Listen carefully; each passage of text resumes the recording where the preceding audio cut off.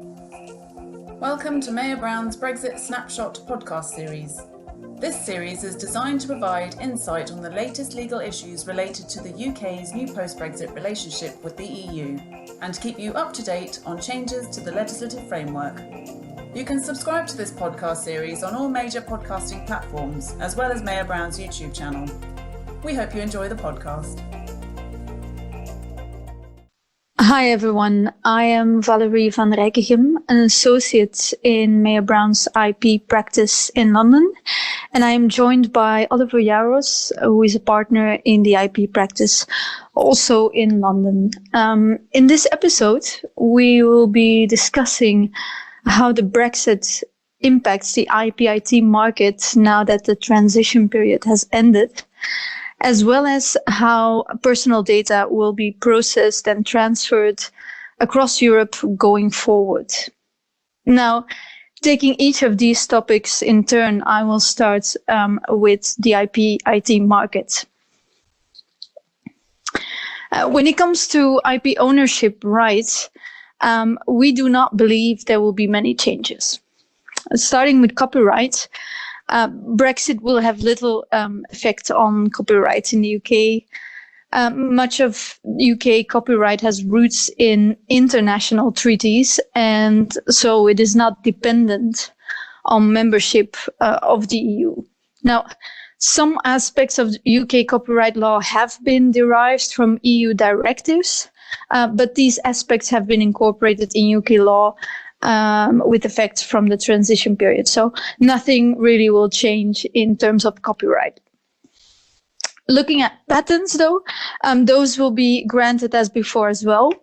UK remains one of the contracting states to the European Patent Convention, which established the European Patent Office. So patents can still be granted both by the European Patent Office and the UK Intellectual Property Office. So European patents will still have the same effect in the UK as before.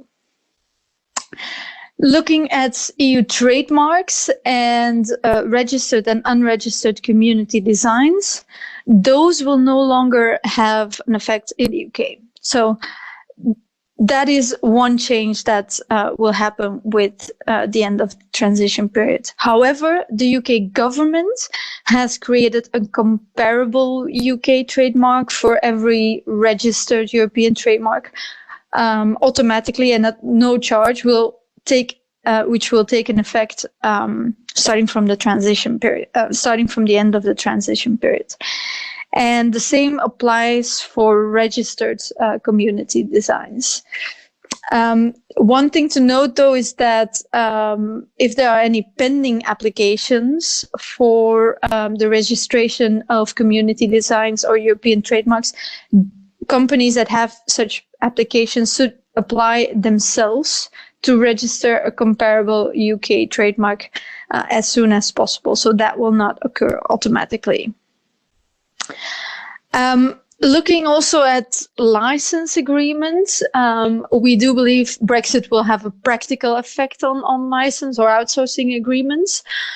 For future agreements, it will be important for companies to take into account the geographical changes that result from the UK leaving the EU and thus no longer being a member state for the purpose of describing, for example, a licensing territory.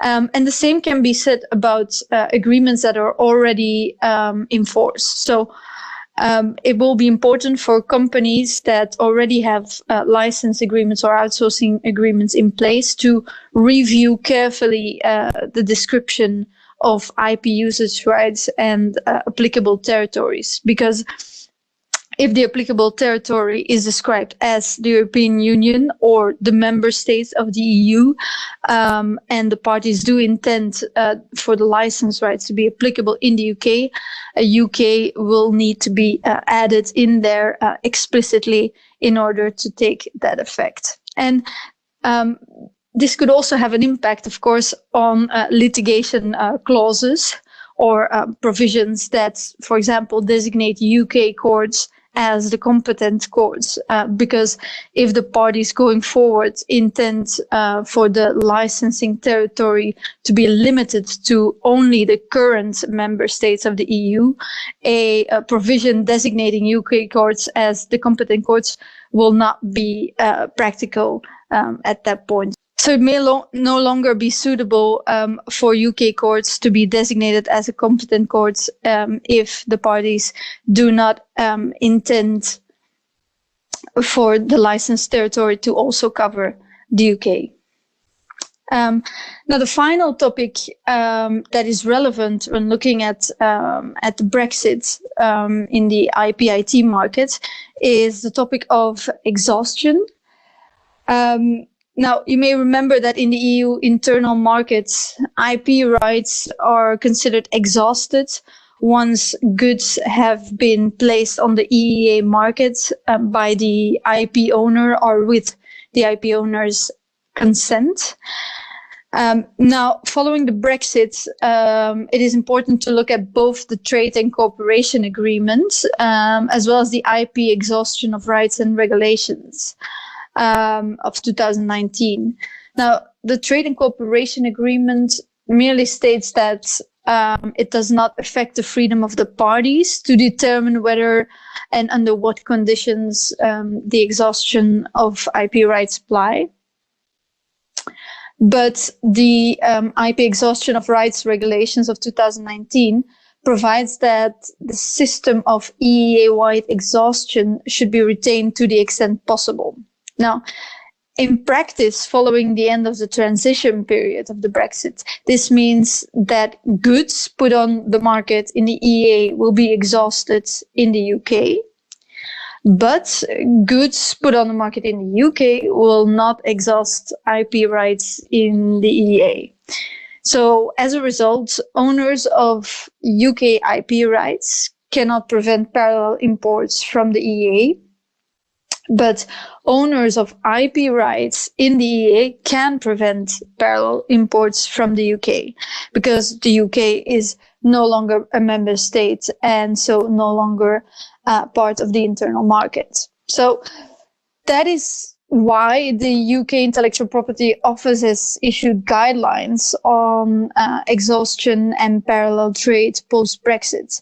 And it has also stressed the need for parallel importers to review whether they need the EEA-based IP owners' permission to import goods in the EEA.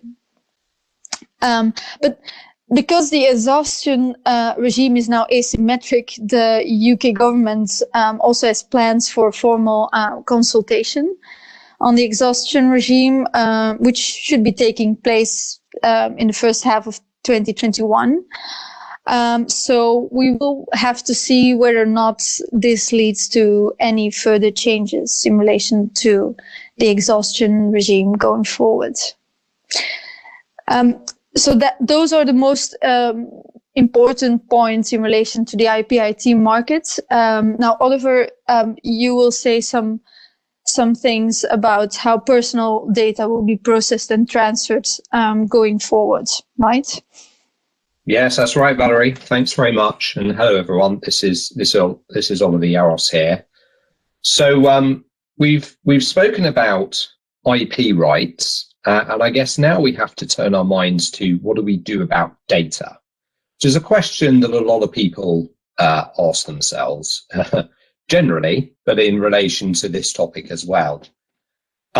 So from the end of the Brexit transition period, from the end of 2020, a new regime has applied with respect to the transfers of personal data between the EU and the UK and compliance with how you use personal data. So the effect of the end of the transition period is that from the beginning of 2021, a new regime has applied in the UK, which is wittingly called the UK GDPR, which applies to all personal data processed in the context of the UK. And the EU GDPR continues to apply in the EU. So a UK-based organisation may now have to comply with both the UK GDPR with respect to its operations in the UK, and also with respect to the European operations, the EU GDPR as well, if it satisfies the scoping criteria. What does this mean from a compliance perspective? Well, what it means is that if you have a UK-based business, you need to be thinking about whether you need to be doing anything from a compliance perspective to continue to comply with the EU GDPR. Maybe you need to appoint a representative to represent you in the EU. And likewise, if you're a EU-based organisation, you may need to appoint a UK representative in the UK to represent you as far as your compliance with the UK GDPR is concerned.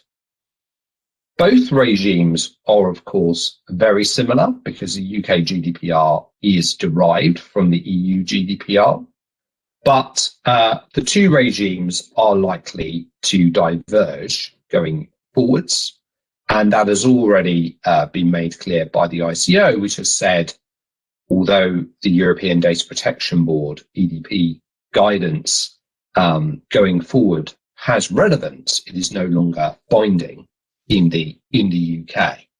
So there is the potential for organisations that are subject to both regimes to have to comply with slightly different standards going forwards as time moves on. So it is important for businesses that operate in the UK and the EU to keep an eye on what the compliance requirements are under both the UK GDPR and EU GDPR going forward to make sure that they adjust their internal compliance programs going forwards. But what about data transfers between the UK and the EU and onwards? This is where quite a lot of time is spent by organisations, whether that's relating to intra-group data transfers or whether that's transfers of personal data to third parties. Well, the good news is that the UK has a provisional adequacy decision which applies until the end of June 2021. So what that means is that personal data can continue to flow from the EU to the UK and from the UK to the EU as it did previously while the UK was subject to EU law.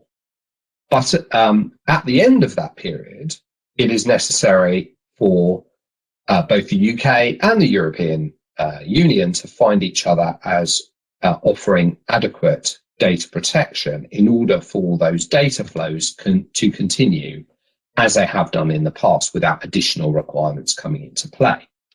Now, the UK has already said that it will determine that the EU countries offer adequate data protection. So additional safeguards like standard contractual clauses, for example, shouldn't be needed for flows from the UK to the EU. And the European Commission on the 19th of February of 2021 issued a draft adequacy decision for the UK, which it said what should be approved by the end of June 2021. Now, it is not necessarily certain that adequacy decision will be passed because it is still necessary for the EDPB to provide its opinion on the draft adequacy decision. And of course, it does need to be approved by the EU before it becomes effective. That adequacy decision is also going to be subject to at least a review every 4 years. And of course, it is possible that the decision could be transferred, could be challenged in a similar way to other mechanisms and other decisions being challenged in the past, for example, a sort of a Schrems 2 type action. But nevertheless, it seems like from June onwards, the UK will be given an adequacy decision that will allow data transfers to continue between the EU and the UK.